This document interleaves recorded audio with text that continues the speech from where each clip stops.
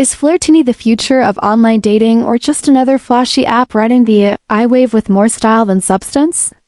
With its bold claims of combining old-school matchmaking principles with powerful artificial intelligence, Flirtini promises to help users find anything from genuine love and casual fun to even kink-friendly connections.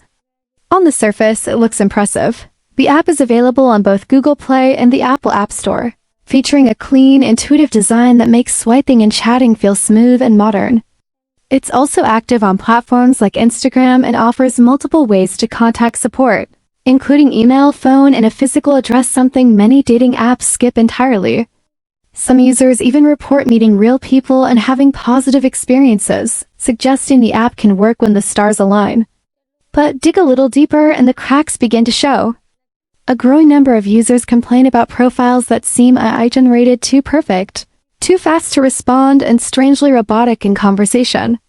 Interactions often feel scripted, leading nowhere, which can make the whole experience feel like chatting with a chatbot rather than a real person.